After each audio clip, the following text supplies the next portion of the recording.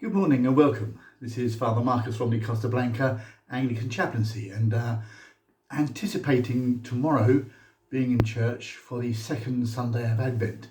Let me just give you the first line of our Gospel reading from beginning of St. Mark's Gospel. The beginning of the good news of Jesus Christ, the Son of God. As it is written in the prophet Isaiah, "See, I am sending my messenger ahead of you, who will prepare your way. The voice of one crying out in the wilderness, prepare the way of the Lord, make his paths straight." Mark is doing this incredible thing. He's thinking about the beginning of a new story, the beginning of the good news, the beginning of a whole new way of living and thinking and moving and being. And in order to do so, he takes a step back. He doesn't just look for the immediate, he takes a step back. And what he needs to do is to put things into some sort of perspective. We have to understand what's going on in order that we can make sense of the present. And I think this speaks volumes for us about where we are in our life at the moment with regard everything that's going on. Yes, with regard the pandemic and the progress that is being made there and the issues that we've got to deal with, but also our own life, our own relationships with one another and with God, and our understanding of where we are in this process of getting ready for this great festival, this season of Christmas. Mark gets us to look backwards, to take a step back and understand. And to understand, first of all, I believe it's right for us to identify the things in the past that we need to give thanks for. Because it's only when we give thanks for things that we understand how important they are. If we just look at events historically and say, yes, they have a bearing on us, we may get to comprehend how we've got to where we are, but we won't understand the meaning of where we are. And I believe that there are so many things that mould us and form us and work together to get us into our own particular situation, that we do well to identify as many as we can to be thankful for and to acknowledge them. And it's not only giving thanks.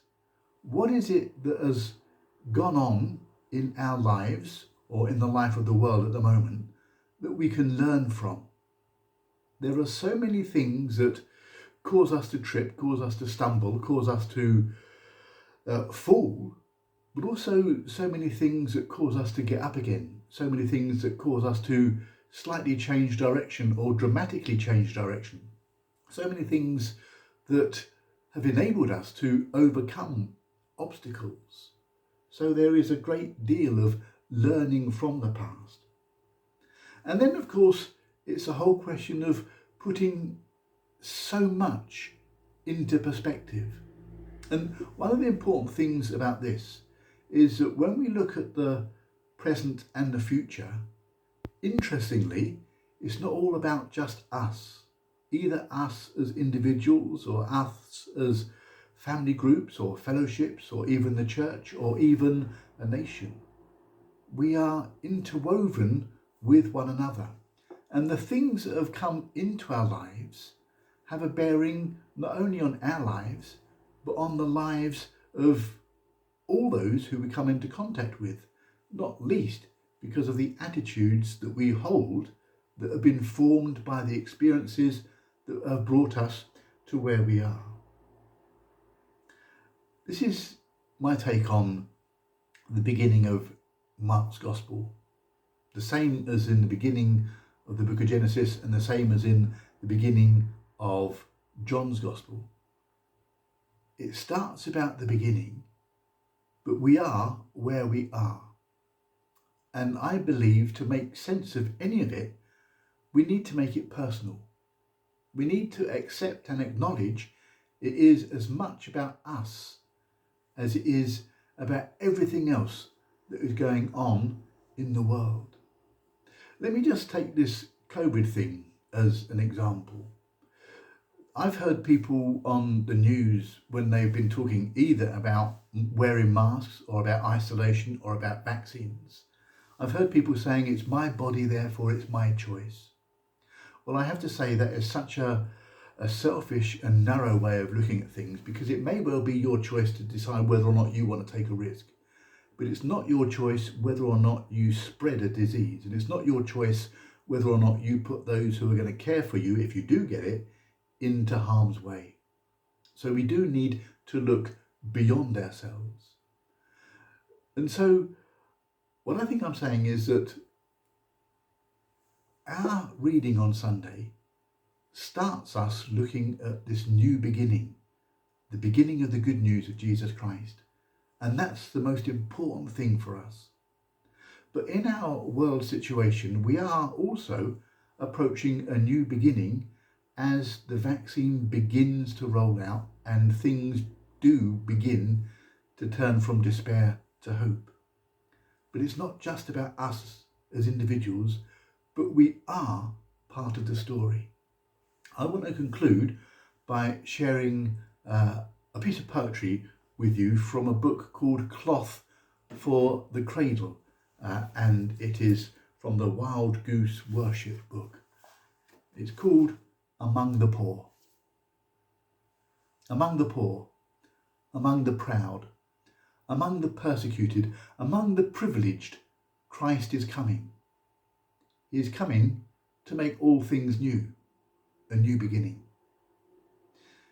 In private house, in the marketplace, at the wedding feast, in the judgment hall, Christ is coming. He is coming to make all things new, a new beginning. With a gentle touch, with an angry word, with a clear conscience, with burning love, Christ is coming. He is coming to make all things new. He is coming with a new beginning. That the kingdom might come, that the world might believe, that the powerful might stumble, that the humble might be raised, Christ is coming. He is coming to make all things new, a new beginning. Within us, without us, among us, before us, in this place, in every place, for this time, for all time, Christ is coming. He is coming to make all things new, a new beginning. Bless you, bless you, bless you, as we go through this season of Advent, which is about me and about you and about everyone amongst whom we live, but most of all, it is about Christ. Bless you.